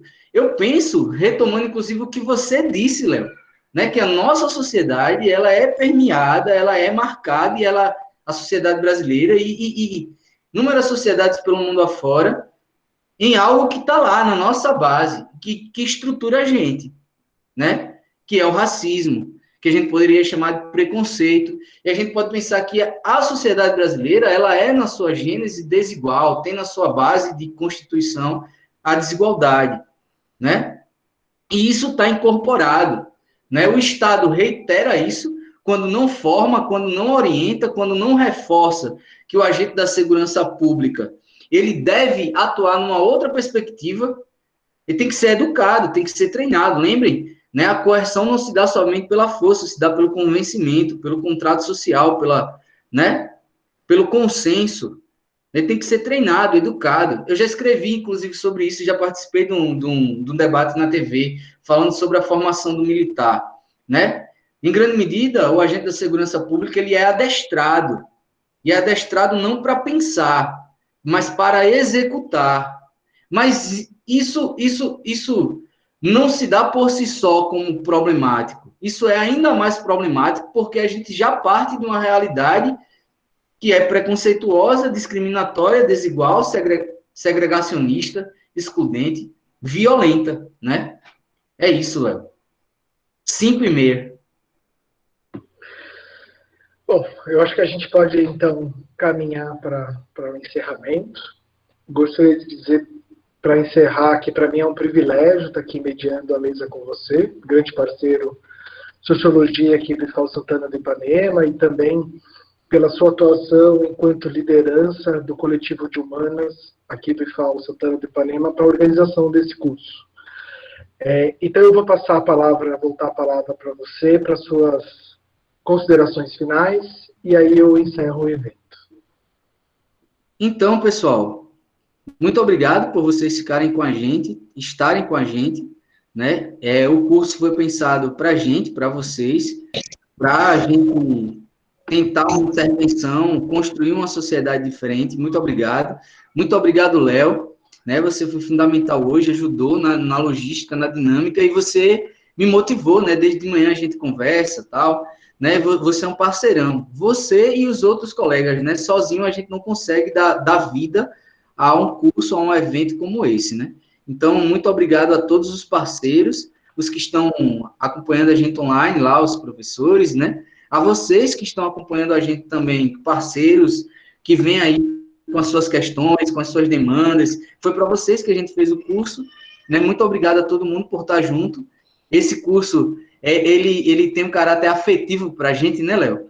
Ele vem ajudar a gente a enfrentar um dos temas da aula que vai ser conduzido pelo Léo. Vem para ajudar a gente a enfrentar a nossa sofrência com o Brasil, né? A gente tem sofrido de Brasil, pessoal. E eu acredito que a gente vai sofrer menos de Brasil quando a gente aumentar ainda mais o nosso engajamento político. Isso vem por vários caminhos. Por isso que eu terminei lá no penúltimo slide, né, com Vamos à Luta, né? Eu postei recentemente no Twitter e botei no Instagram, né, que no evento que o Léo, meio que a gente se conheceu melhor, que foi aquele evento sobre desigualdade que a gente participou.